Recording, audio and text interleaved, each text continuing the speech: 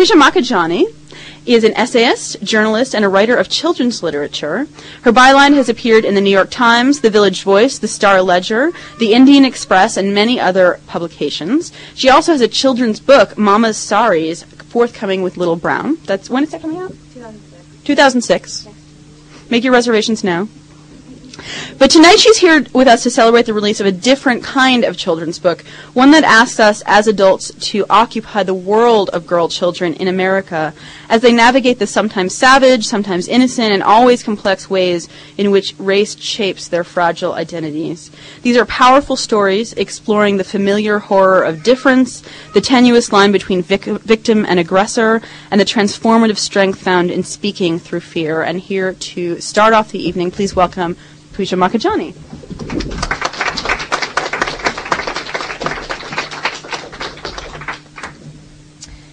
Thank you, Jacqueline, for the very generous introduction. It's a rickety podium. I'm going to read a little bit from the introduction of the book just to set up the book for the evening, and I'm joined by three amazing women who are going to share a little bit of their stories, and after which we'll have a Q&A. And so, without further ado,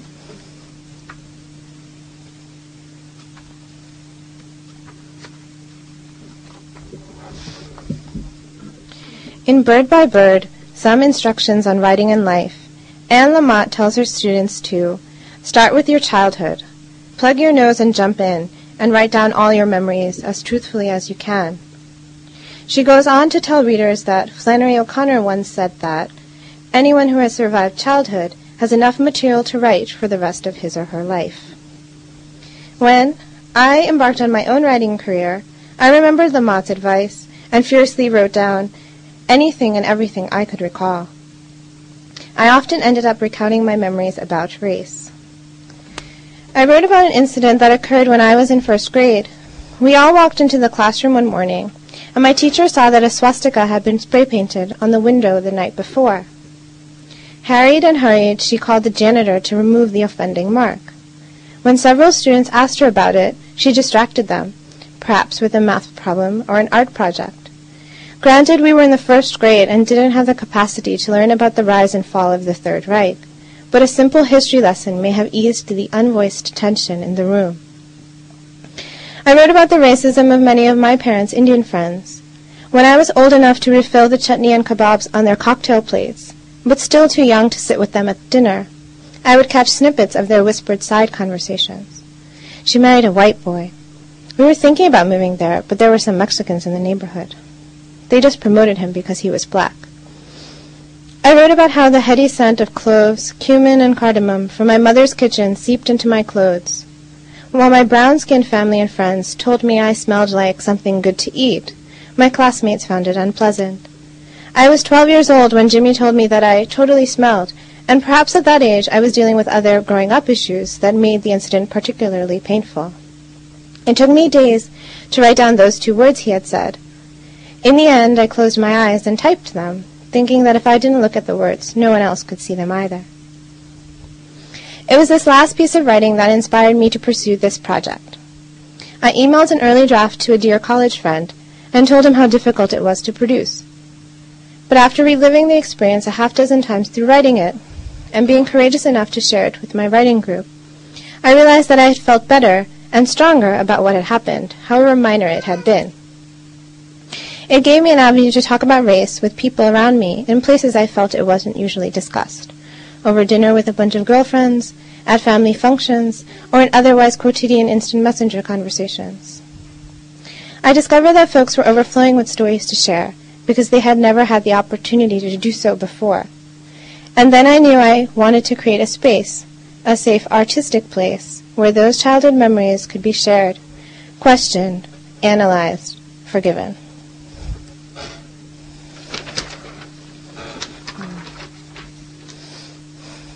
Our first reader tonight is Patricia Godwin. She was the first child in her family to finish high school and graduate college. A Child's Christmas in Revere, the excerpt that's in this book, is excerpted from her memoir novel, Holy Days, about her Italian-American childhood. Patricia. Hi. Thank you very much. Thank you also to the Center for New Words for having us tonight.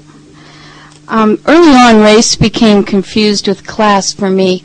I suppose it was my mother's poetic way of expressing herself. One day, Sunday, we were coming home from church, and we had just moved to Revere, and she was admiring all the pretty houses by the church. Oh, look at the gardens, she was saying, how pretty they are. And look at the white picket fences. I wish I had a white picket fence. And I said, well, why don't we? And she paused for a moment, and then she said, oh, this is where the white people live. And I looked around me, and there I was with white skin and blonde hair, and there she was with white skin and red hair, and I thought, white people. And I realized, I understood. I said, well, yeah, no one is leaving a shopping cart in front of these houses. No one is leaving a wet mattress.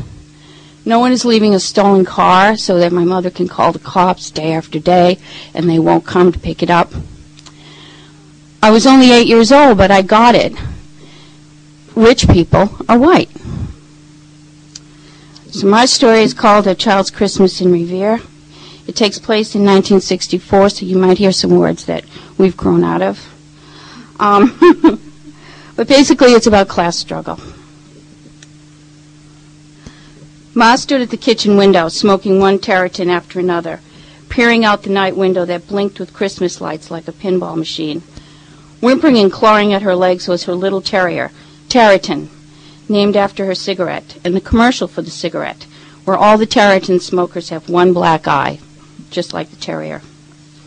Jesus, Ma growled through her teeth, clamped down on the cigarette as she bent down to pick up the wiggly little rat. She's killing me, my legs! Ma resumed her gaze out the window, sending bullets of radar into the car lights rushing toward her. Christ almighty, where the hell is he? I didn't pay too much attention to her. I was running into the kitchen to get my 50th low-calorie snack of the evening. An apple, maybe, or a piece of cheese, sliced clandestinely from the large chunk in the refrigerator, getting smaller, a tiny mouse nibbling it away. I ran back to my all-consuming life in the living room, the details of which I have forgotten, though not completely. And I also haven't forgotten how seriously I took those fantasies and fables to heart. Maybe it was the Addams family. After all, Ma called me Morticia because of my long hair. Maybe Robin Hood, to whom I played Maid Marian in my mind. Maybe Walt Disney's Wonderful World of Color, which we got in wonderful black and white. Jakey and I used to argue about what the colors might be. If you knew one, like Santa's red suit, for instance, you could almost guess what the others might be. Always, I was sure I was right. It's a lost skill. Or maybe I was always wrong. How deeply we lost ourselves in the darkness and the blue light flickering. It erased the floor, the ceiling, the walls, and everyone around me. Only TV land existed. Deep in TV land, once more floating in the virtual world, I can still hear the front door open with its peculiar scrunch. It stuck in damp and swollen weather. There he is, Ma's heart sighed audibly while her dog burst into the frenzied howling of a terrier. Daddy's cheerful, proud-of-himself face came in, beaming full, catching the streetlight from outside. But what was that with him? Against the black night behind Daddy's shoulders was a black shape following him. Then eyes, shiny bits of white staring eyes. Eyes flipping from side to side. Tall eyes at first, then short eyes, flipping even faster. 2 little pairs of them. Colored people. What were colored people doing in our house? Terrified little children, a boy and a girl, about 4 and 5 years old, standing close to their mother. Tall, pretty, eyes cautious, staring. Next to her, a colored man, taller than Daddy. Angry, chin set hard, eyes furious as a man in chains. The children inched backward into their mother, her eyes round and determined. She held her kids by their shoulders as they shivered with fear, then gently pushed them forward. Patient she was. Slowly the children came into the living room, where 3 white kids sat gaped-mouthed and cross-legged on the floor. The man, angry as hell, and Daddy, a beacon of hospitality, stood in the doorway. Daddy introduced his kids. He got our names right, but not our ages. Not that anyone cared. I didn't know then how drunk he was, only that he was bringing in colored people. Ma ran in from the kitchen. Now that I'm older, I could see her in my mind, stubbing out her cigarette, tossing her barking, clawing dog into the pantry, and quickly shutting the door, getting her brain in order. My husband has brought colored people home with him. There are colored people in my house. What to do? Rush to the door and welcome them. Their car broke down on the parkway, Daddy explained to Ma. I said, it's Christmas Eve. Come home with me. Don't stand out here in the cold. Come home with me. The little lady will make us some coffee and get warm. We'll go back for the car later. Make us some coffee, Rosie, will you? The two trembling kids were deposited with us in the dark living room while the adults went into the kitchen. Kids were always just dumped with kids. Adults went with adults. It was Jakey who spoke to them. He was used to colored people, though I don't know how. Maybe from the carnies on the beach, or it might have been from the track people, though neither of these groups seemed especially colored to me. You ever watch this show? Jakey asked the little boy. He nodded vigorously. All 5 of us kids returned to TV land and floated together. We didn't say another word to each other, which was why we could hear every word from the kitchen. Thank you. Thank you very much.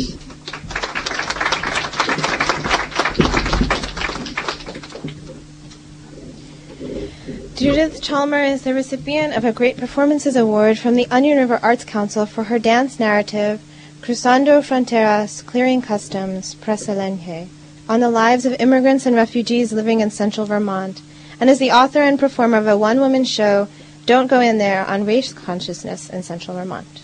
Judith?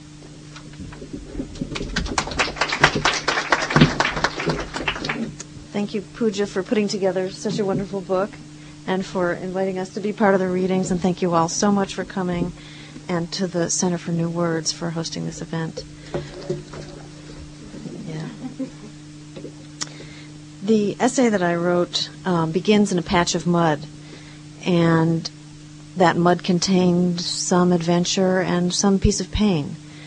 And the essay proceeds, I think, in a way that's about what was muddy and what was clear in my consciousness at that age, what I was aware of and what I either wasn't told or refused to know about the structures of race that surrounded me.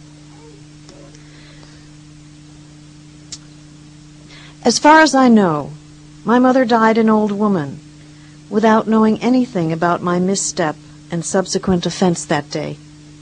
Although we spoke deeply, self-appointed chaperones of the ungovernable century, and grateful for the few years of peace between us at last, we never even once spoke about the confusion of race and class that surrounded us as citizens, Jewish mother and daughter in North Buffalo, New York, United States.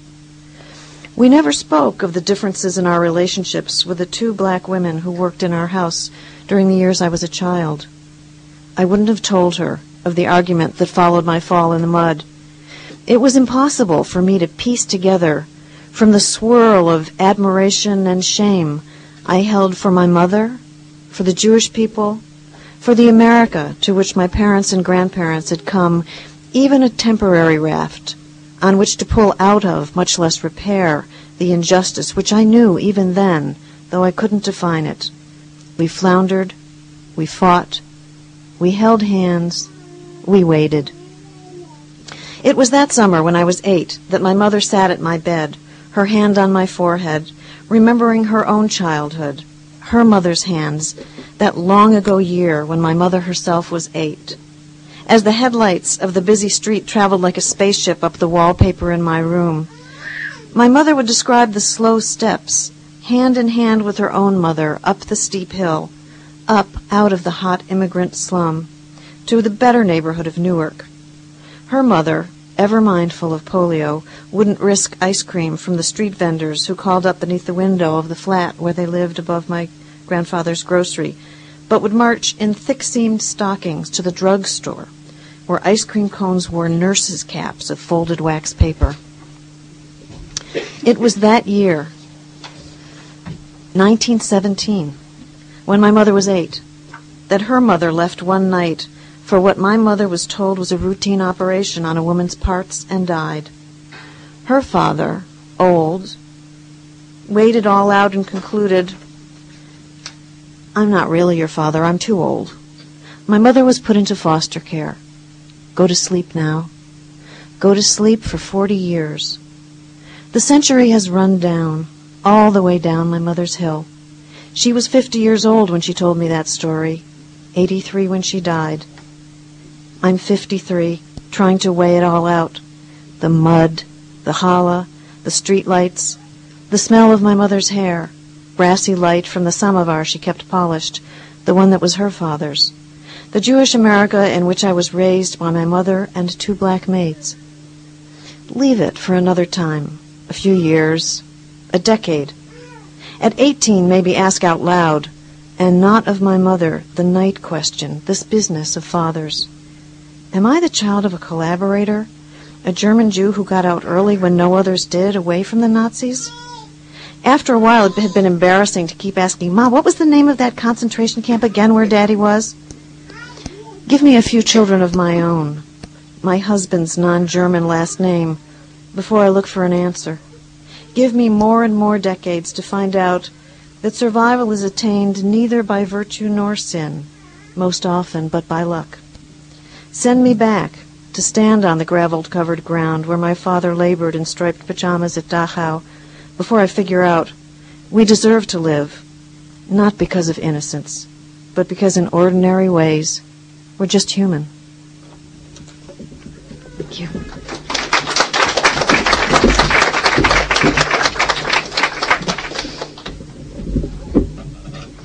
Theater columnist for the East Bay Express in Berkeley and a regular contributor to Kitchen Sink magazine, Chicago native Lisa Drostova has been firmly ensconced in San Francisco since 1991.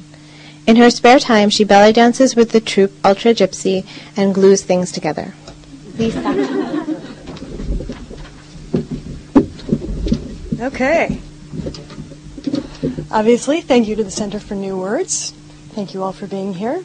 Thank you to my friends and family and the heroic effort we've all made to be here together.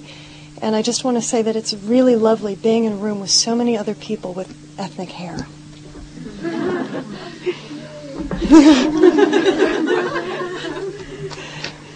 My essay is called Bionic Child. Summer 1976. Detroit radiates like a griddle. The heat slides into everything, every crevice, even between the roots of my hair, and settles. We've just emerged from the cool, dim, 3-storied confines of the house my parents are thinking about buying on Seaburn Street so we can escape Mason, a rural town outside a suburb outside the state capital. The kind of place where getting another stoplight generates a lot of hoopla. Mason boasts exactly 1 black family and 1 Jewish family, namely mine. If both our families are at an event, my supremely urban parents joke, you know they're letting everyone in. It's about an hour and a half from Detroit to Mason, so we head to the McDonald's on Jefferson for lunch before hitting the road. As we wait in line to order our hamburgers, I notice something odd. And then, my mother says, when she tells this story, in your clear, high-pitched voice, you asked, "Why are there so many black people in here?" I was horrified and hoped nobody had heard you, but they had. People were turning around to look. The moment is still vivid to me. I stand there between my sweating parents, each of them holding one of my hands. The view is all bright orange laminate counter and dark brown knees below white shorts. My father clears his throat and looks thoughtful. "Well, kiddo," he says in his laid-back voice, "it has a lot to do with the Industrial Revolution, which started in England a couple of 100 years ago." 2 hours later, back in Mason, our lunch paid for, eaten, and largely forgotten, my father wraps up his explanation of how economic forces led to the enslavement of Africans. He's touched on the Middle Passage, the Underground Railroad, and the white flight from the city to the suburbs that emptied out so many beautiful Detroit houses. I know about the mills, the labor movement, the northward migration of African Americans looking for work, the invaluable contributions of African Americans to every field of endeavor. I am 6 years old. Ever since then, whenever someone in the family is winding up to give a long answer to a simple question, we joke to each other, Don't give me the Industrial Revolution. Give me the short answer. I have a collection of children's books about strong women, or females of one species or another, such as the headstrong, curious penguin Carlotta, who rescues an injured scientist out on the ice when she's supposed to be fishing with the other mama penguins. My mother has seen to it. For gifts, my parents give me trucks instead of Barbies, and I own exactly one dress, also non-gender specific yellow and long enough to cover my scabby knees, which I only wear to fancy events. Sometimes I feel like an experiment my parents are conducting. I am the bionic child, built to be unhampered by sexist or racist conditioning. They buy weird books from feminist presses. They make a point of introducing me to all sorts of people. And they try to make sense of history for me. I am forbidden to use words like nigger and kike, even though I hear them frequently outside the house. Like the $6 million man or the bionic woman, I've been modified.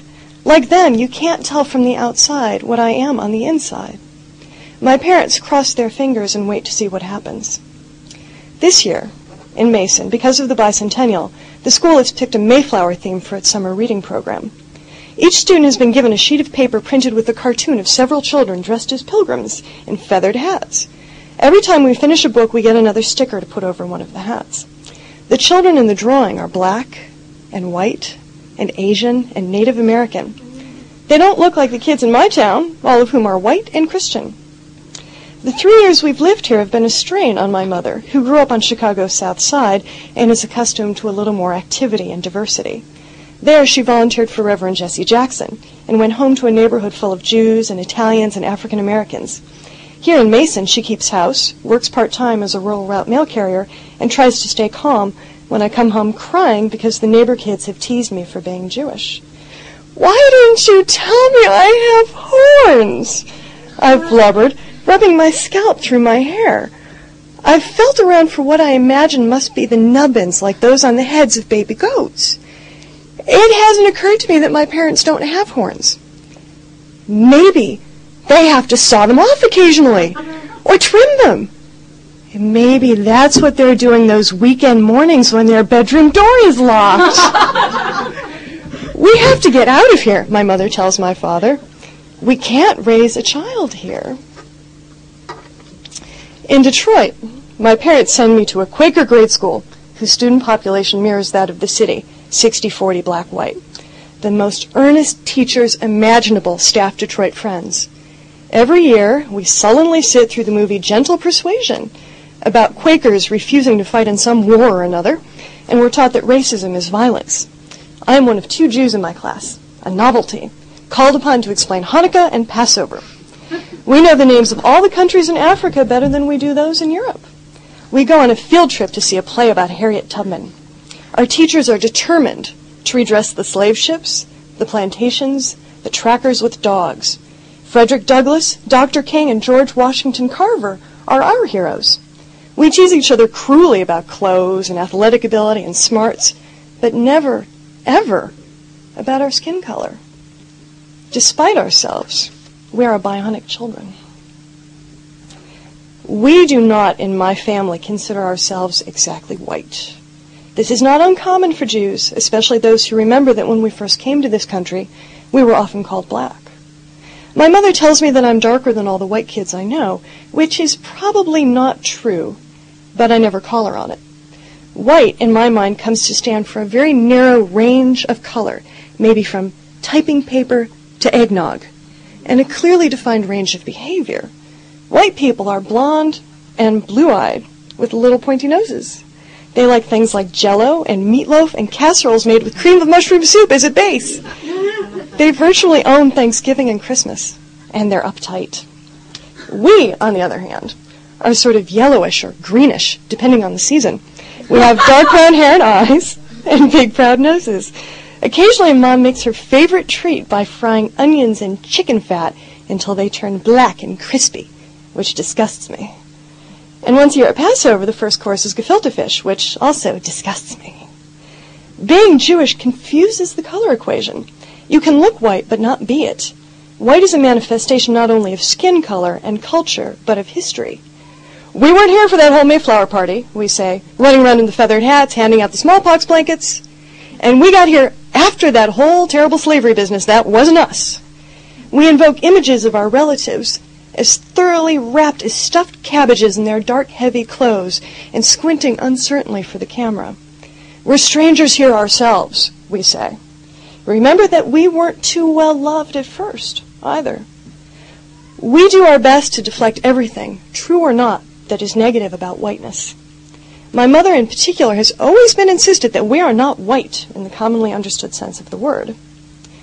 But neither are we black in the commonly understood sense of that word.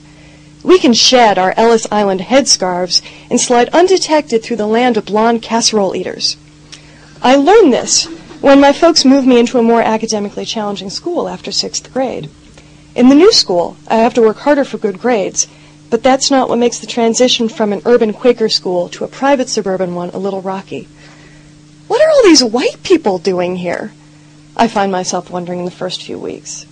When I say auntie instead of aunt, I get in trouble, and my parents get a phone call. When I check the other box for race on my standardized test form, I get in trouble, and my parents get a phone call. My new friends aren't allowed to come over after school because their parents are afraid to let their kids go downtown. In 8th grade, the one sleepover I host requires a virtual blizzard of phone calls.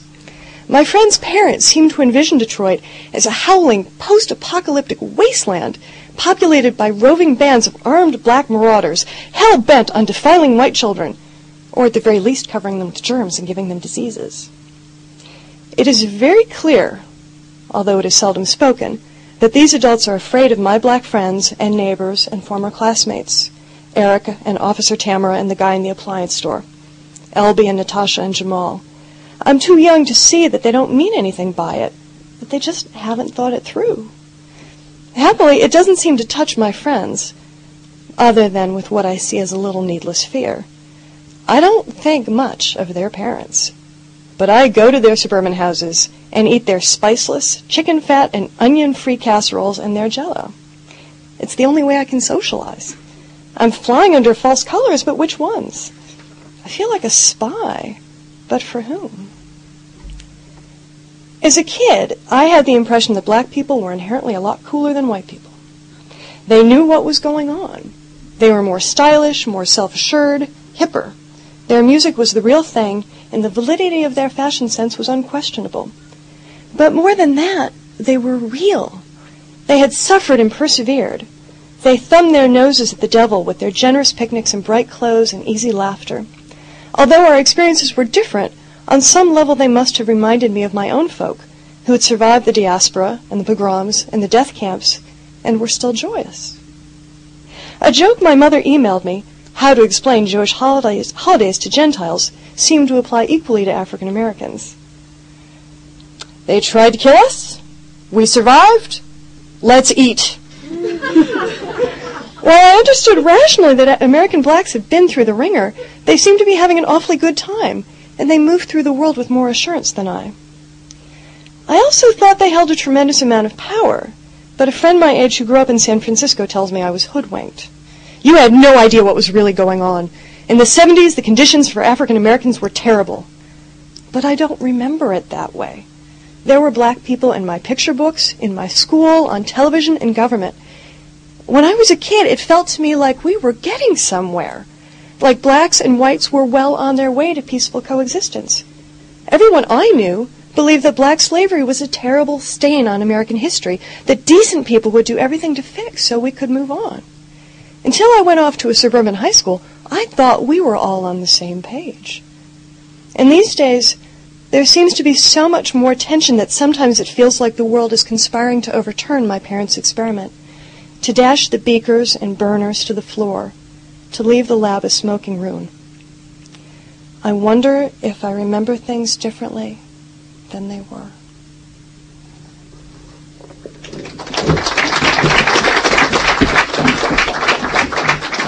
Just going to move this out of the way so that you can have a discussion. Knock everything over. If you would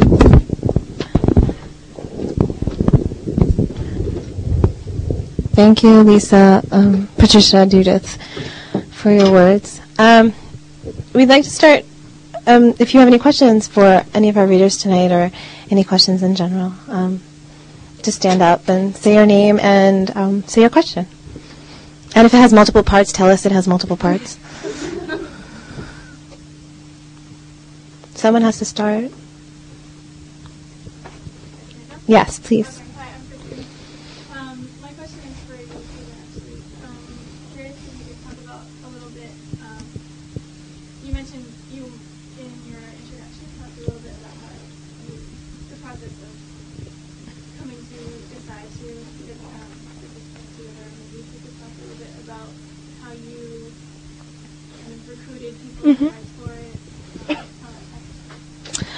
So I started putting this book together summer 2003, and I sort of wrote up this call for submissions and posted it everywhere on the internet, like to writers groups, to women's groups, and I guess all the women here can tell you where they heard about it, because once you put something on the internet, it sort of takes on a life of its own. Once you post to listservs, it sort of takes on a life of its own, and I ended up with about 240 submissions. And there's 20 in this book, 18 of which came through that solicitation process, and 2 of which are reprints from other published memoirs or collections. And then I spent 6 months reading everything, basically. And that was time-consuming. And I think that the essays that stayed, or the essays that ended up in the book, are the ones that I thought about the next morning. Because I would read late into the night. I would read sort of like in my bed, and or when I was on the computer. And the next morning, it was something I was thinking about again. And I was like, those are the essays I want in this book. And these floated to the top. If you guys want to know how you sort of came to the project, if you want to talk to that too. Pooja's just handing it off because she knows that I like saying where I found the call for submissions. We've been through this in Berkeley. I found the call for submissions in a list put out by Bitch magazine. I had it sent to me by a writer friend of a poet friend. They both live on the West Coast in Monterey area. So it's just amazing that this whole book was put together on the internet and the mail. This is the first time I've met Pooja. We've been corresponding for over a year. Right. And I just met Lisa a couple weeks ago, and I said the same thing to her, that I know these women, but I don't know what they look like. I'm always like, It's amazing what you'll tell people. A lot of deep things that we've thought and felt in this that we wrote. We would just discuss freely, and it did all happen through email. And that's how I heard about it too. I also heard about it from a friend who's also a writer in another part of the country, who had read the essay that I submitted to this and sort of thought it was a good fit. So I'm really grateful to her.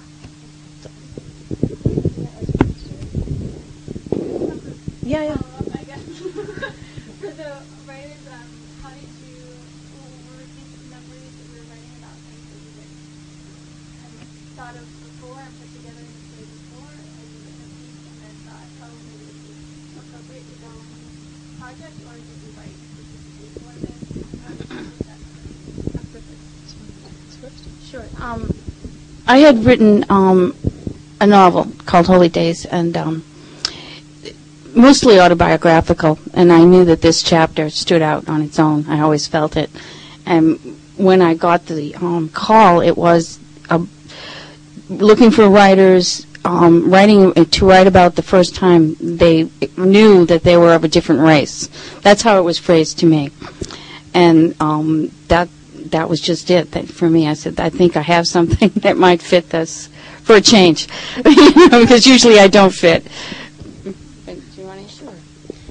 I began writing this because I was searching for a context and a way of understanding an experience that I knew was not unique to me, but no matter where I looked, I couldn't find it described or analyzed. This is actually one part of a two-part thing. I ended up doing kind of an academic search on the history of domestic labor, and particularly with regard to black women, and the points at which Jews began to be considered white, and the economic boom in the 1950s for white people, and how that affected job availability post-war when the men came back and needed jobs. That it ended up being kind of complex, but mostly I was really confused because I understood that as a second wave feminist, I grew up with women talking about domestic work and understanding that the personal is political. I grew up with people who were talking about race. I grew up with Jews who love to talk about ourselves, and we talk very articulately about ourselves. So when I looked for the literature, I did find really good and interesting literature on the particular relationship between African Americans and Jews. But mostly it was about the relationship of men during the civil rights movement and then post, and the various moments of collaboration and moments of tension. I rarely found anything about women. So in a sense I wrote this because I needed to figure it out for myself. So, yeah. And I had written it before.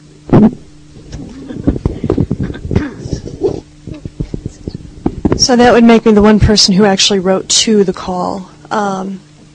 At the point where I saw it, I had been in a series of fairly intense discussions with a friend, also a Jewish American friend, about race and issues around race, and I had been looking for a way to do some of this writing.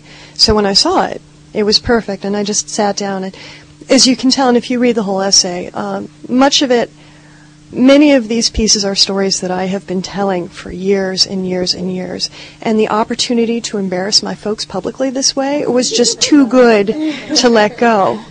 So, but especially, I wrote this more than anything in honor of my father, who is no longer with us, because his way of handling this incredibly tense moment really speaks to his generosity of spirit, and this way of, at the time I just remember being bored out of my skin, but the fact that he handled it, it wasn't a big deal. It was an honest question, and he gave me an honest answer. 2 hours worth of honest answer. And as a writer now, I find that I give 2 hours of honest answer. So I am, again, appreciative to Pooja for giving me that opportunity.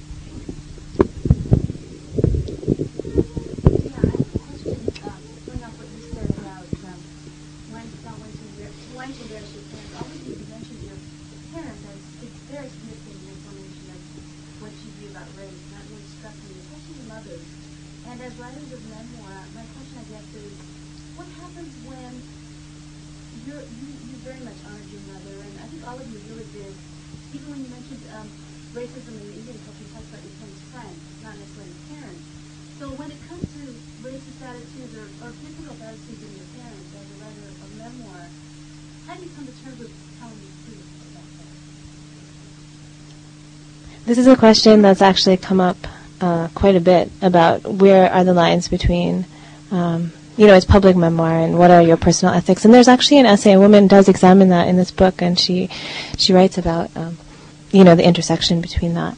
But I'll let you guys talk. I have no idea. I lucked out. If they had different attitudes, I'm not quite sure how I would have handled it. Mom, do you want to take this one?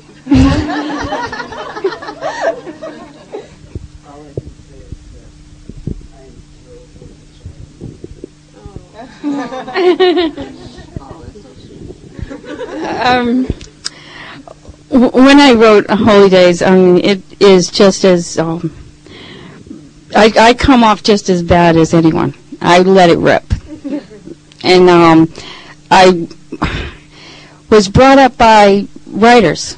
I was on my own, practically self-educated. When I hear stories that black people tell, and I like the phrase black because to me, when people started to be called black, they began to have some power. Black power, black is beautiful, and it made me feel good. And when I hear those stories, I identify with them. The high school I went to had litter in the hallways. We didn't have any books. Everything was filthy. It was about, when I was teaching there, I happened to go back for my student teaching, the whole thing was about keeping the students in the room, let alone in their seats. So it was, I had to be self-educated, and I began reading about writers, and I began to identify so strongly with them that they were the ones who were bringing me up. So my loyalty was to telling the truth.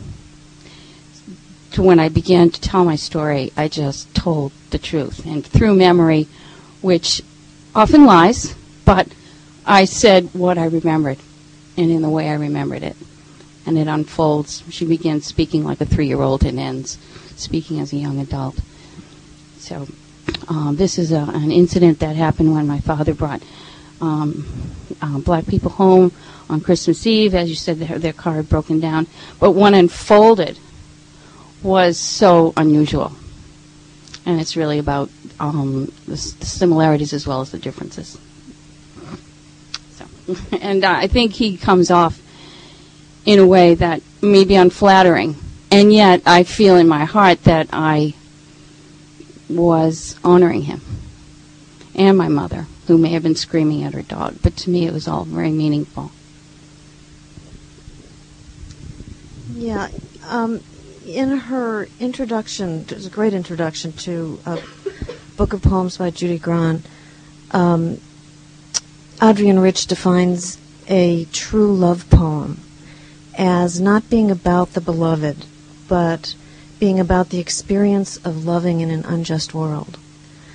And therefore, to be the recipient of a true love poem is not necessarily a flattering or nice experience, but if it is a true love poem, it will be profound. And for me, reading the essays in this book, I felt as if they were that kind of love poem, and it would be what I would hope for my own as well. So.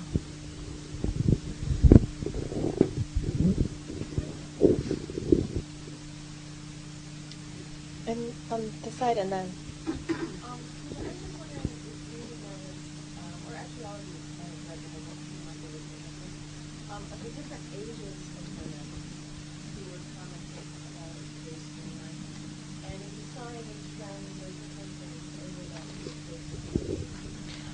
Editorial, and I talk about this in my introduction, is that the thing that I was most interested in was the intersection between history and memory, in the sense that we have these experiences, but they don't exist in a vacuum. There's other forces that impact it. And in my introduction, I talk about, so in the first grade, I was the only person of color in my school, but by the fifth grade, there were 7 of us.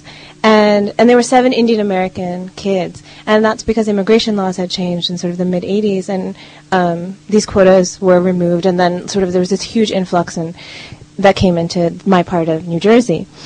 So the fact that I wasn't one person anymore is my experience, but it wasn't me. It was immigration laws had changed. So a lot of the people in this book there's a lot of history in this book. I think history it was one of my primary concerns. The age ranges, the youngest woman is in her early 20s, and the oldest woman, That would be I think so, yeah, I think about, 50s, yeah. So that's the age range, and it sort of, goes through the past, since post-war sort of history, American history. There are other sort of motifs that come up. I mean, sort of the thematic links, I think, for me are history, from my editorial standpoint, and you guys, if you have any other thoughts. The other motifs that come up, I think, there's a lot of hair. It's a girl's book. There's a lot of... That's the one thing that everyone talks about. There's a lot of hair straightening, hair curling, shaving your, removing hair. There's a lot of hair. And there's a lot of, relationships between women and family and mother. There's a lot of mothers in here, and fathers too, but lots of mothers. So those are the motifs, and sort of, that's the closest thing I can get to a theme or a motif.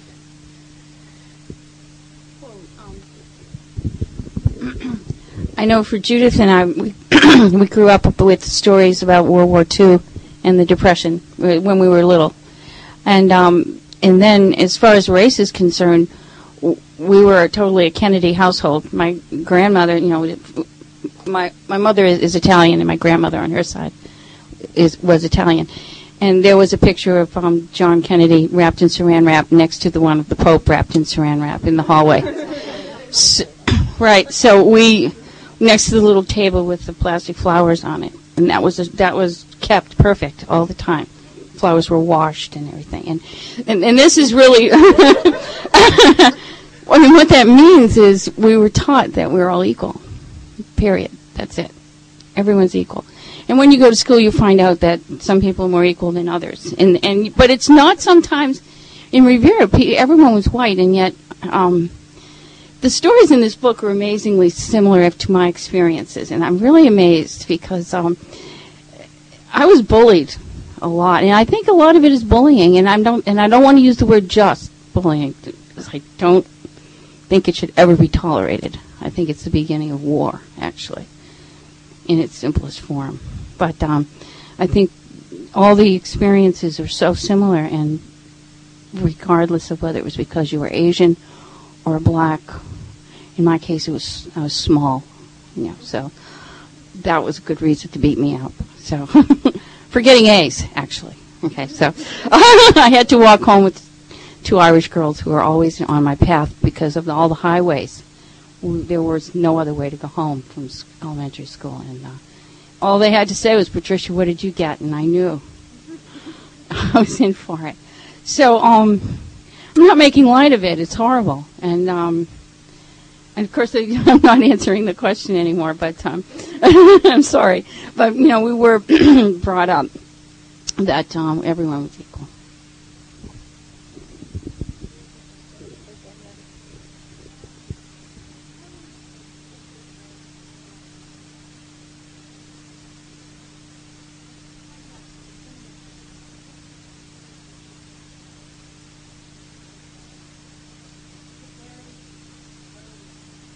It is.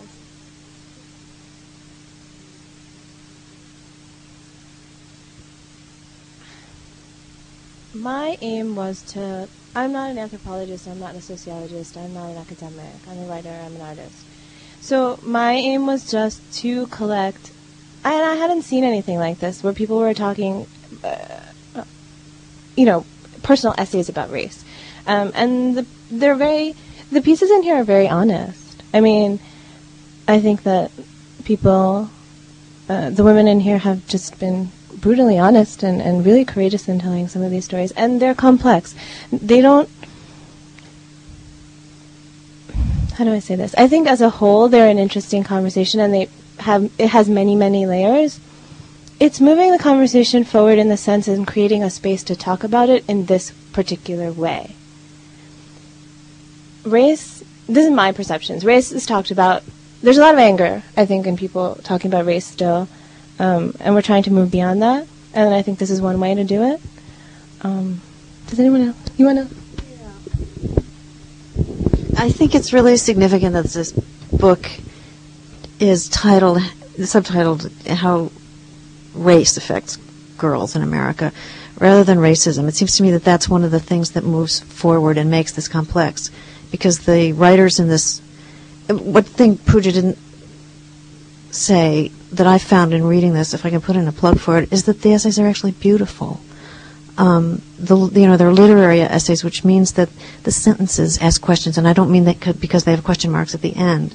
It's the thinking and the structure of thinking of race is really, I agree with you, complex, and therefore it's not. I don't think that any of these books are either self-righteous or self-castigating. They're exploring the ways in which most of us occupy morally ambiguous territory in a situation that sucks. So,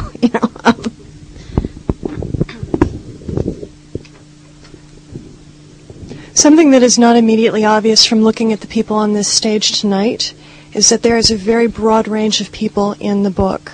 The 2 readings that I did in the San Francisco Bay Area, the other 2 women who were reading with me were Japanese American. So but even within their experience, different experiences. One of them, horrifying, and a horrifying story of violence amongst children. One of them, very academic. So, and the question that was raised there that I'm going to answer now before anybody has a chance to ask it is, we've got a lot of different kinds of people in the anthology.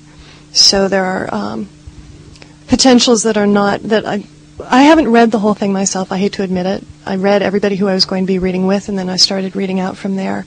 And the variety is just astonishing. Yeah, I think that's a great point, Lisa. I think that I tried and was lucky enough to get submissions by a lot of different people. Like, there's 2 women who are half black and half white in this book, but one woman, her grandmother is Jamaican and her father was Dutch, and she spent a lot of time in the Caribbean, going back and forth between the Caribbean and Washington. And the other woman is part Nigerian and part Finnish, and she talks about Africa and Finland, which is 2 different, they're quote-unquote both biracial, but that doesn't mean really anything, right? So there's a lot of diversity, and there's a lot. It's really complex, and I don't think the aim of this book for me was to solve any greater. It was just to put another space to just talk about it and write your own stories. Hi, I'm curious if any of your writers would like to bring a memoir and self-examination of the date. Tell us about your interactions with other races now. Sure.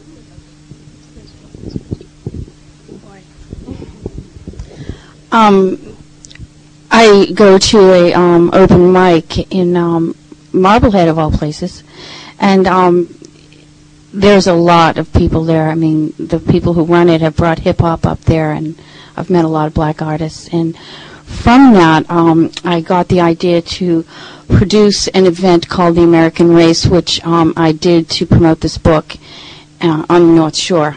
So I had some hip-hop artists come up and speak about their experiences, and I just gave everybody free rein. And I read part of I read my whole story actually that night. And I had another poet come who was Italian American.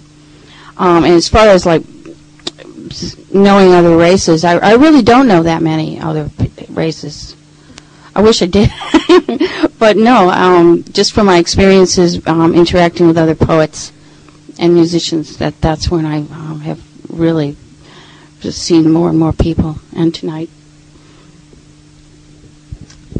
Vermont is just, that's where I live, Montpelier, Vermont, has just lost its status as the statistically whitest state in the nation. We're now the 2nd whitest state in the nation. I think it's Maine, but don't quote me. Who's this? Wyoming? Thank you. It's my partner back there, Lisa.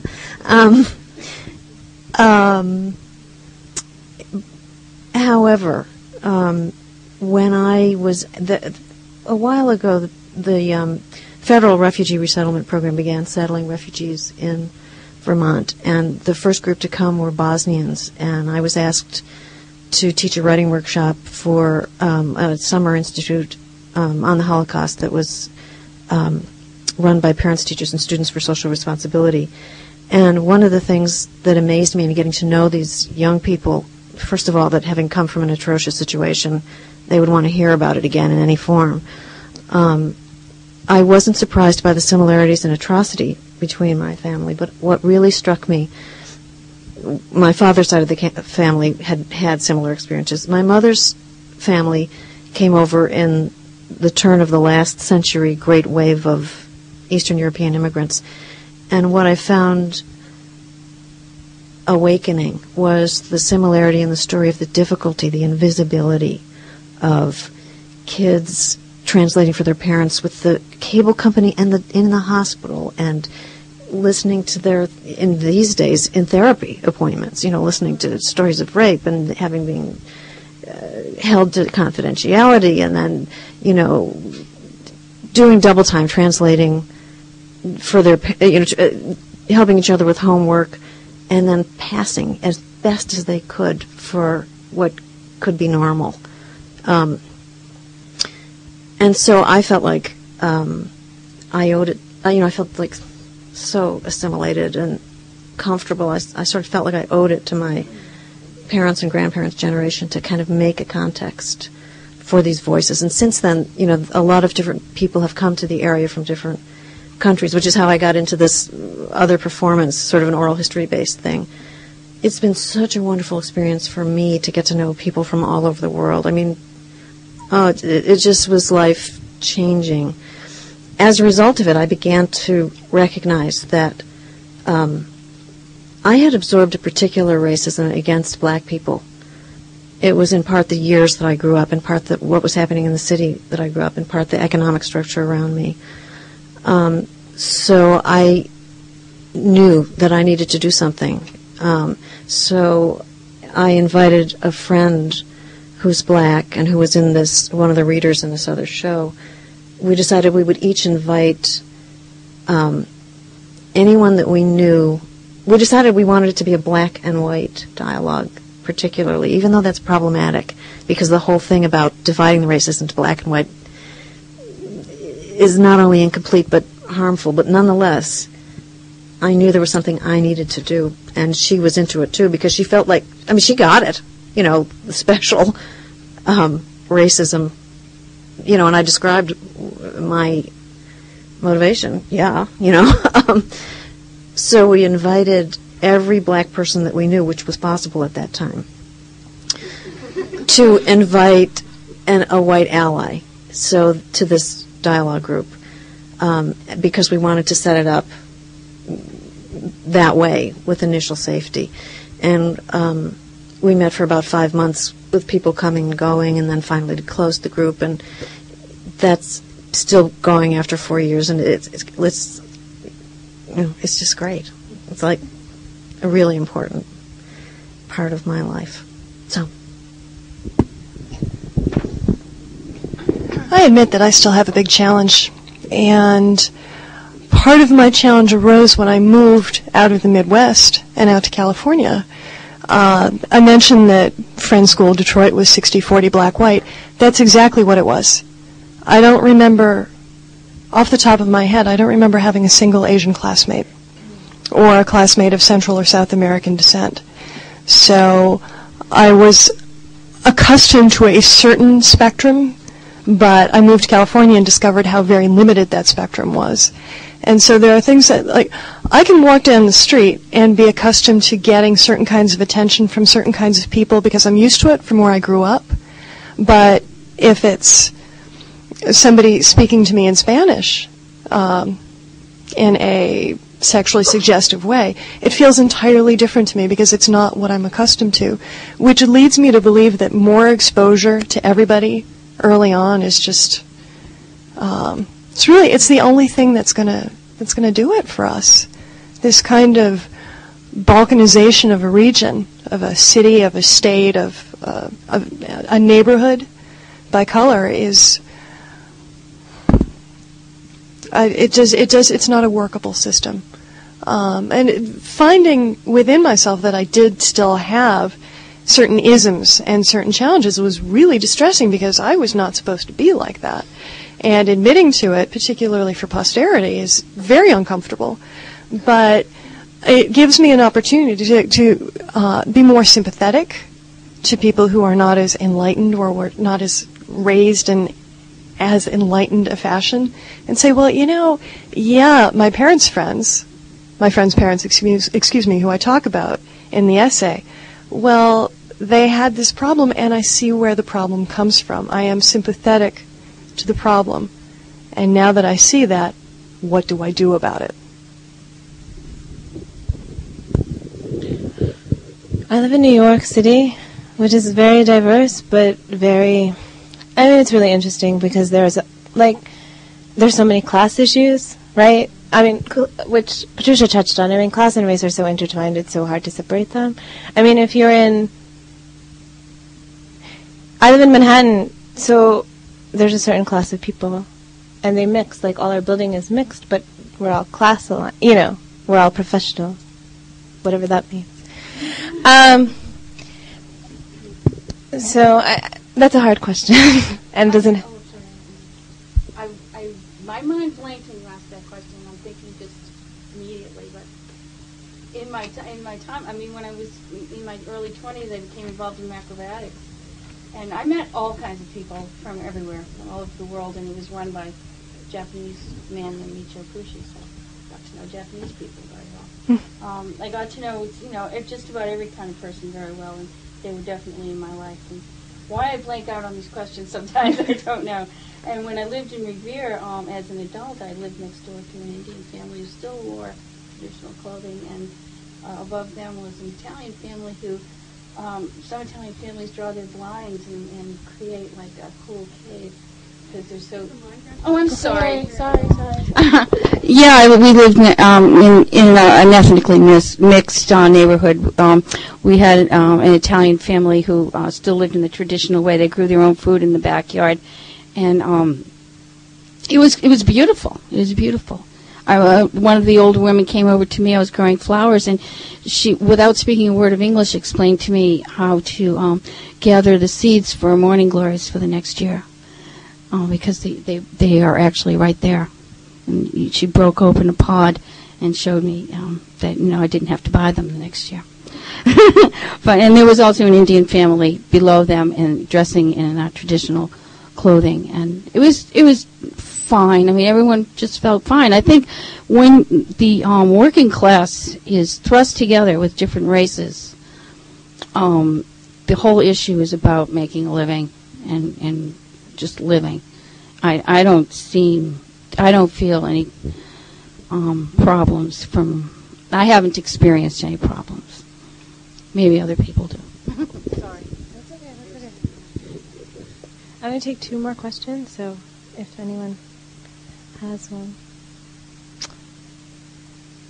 No? Yeah, in the back.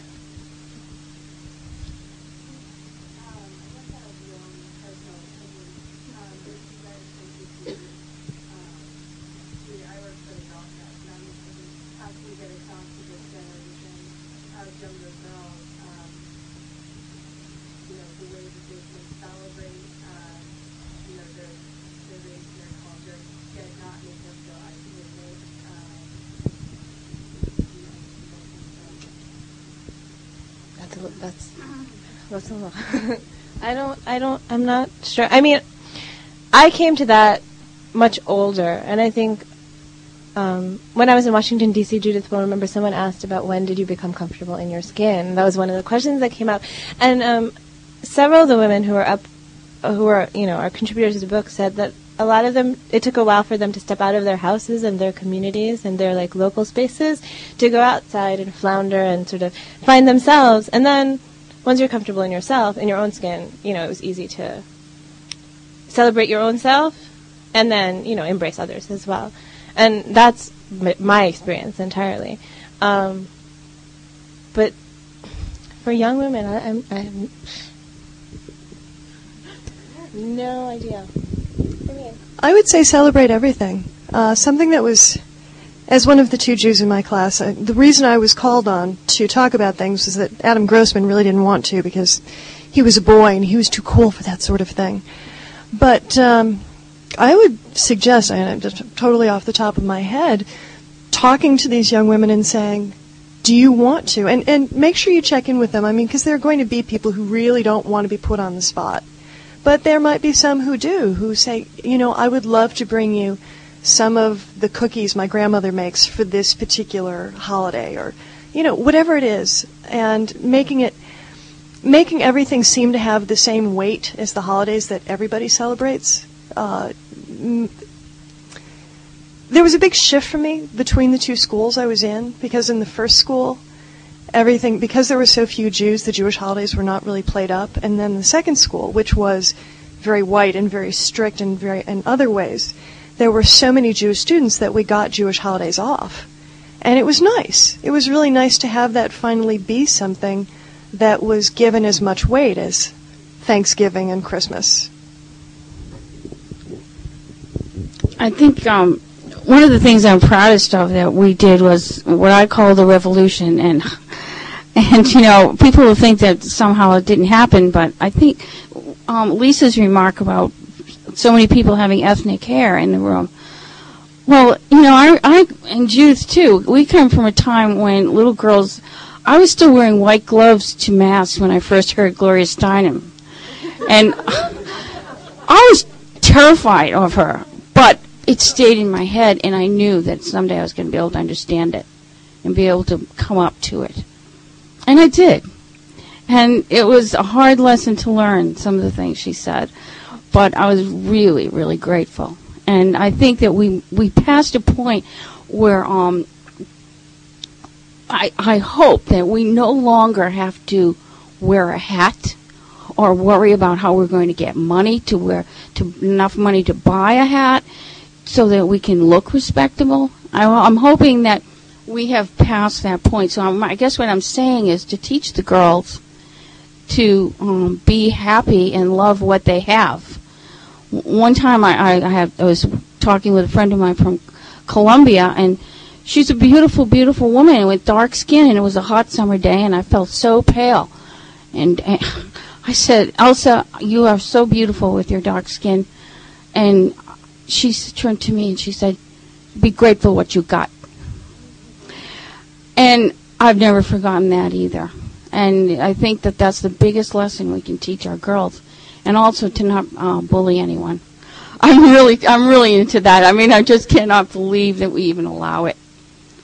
I think that it's really the key for everyone to feel really happy about who they are. I think that kids respond to, as the events coordinator said earlier, the language of moral values, in the sense that they'll get it if they're reminded that they have to love themselves in order to love anyone else, and how important it is to do that. And I think that actually the question of this book is easily given to kids. The ideals are really good. I mean, the language that I grew up with was brotherhood. The ideals are good, but they're not as good as the question, when did you become aware of race? And kids will, when kids, I think, to develop a sense of your own story, that's the thing that we've been, that the writers in this book are, sometimes at great pains beginning to do. But why not have kids do it and tell each other, what interesting stories are those, and how motivating is the truth? I mean, so. Just to add to what Judith just said, I mean, one of my goals for this book, now we're sort of reaching out to a more general audience, I think, in a lot of ways, but over the spring and into the fall, I want to do something with young people. I've already started a little bit with college students, and I'm trying to run workshops in New York public schools in the fall, and maybe even younger. I think there is some appropriateness to it, even middle school. So that's just a plug, I guess. One last question, anyone? Well, we'll be around, for a little while, so you can ask us. Oh, actually, never mind.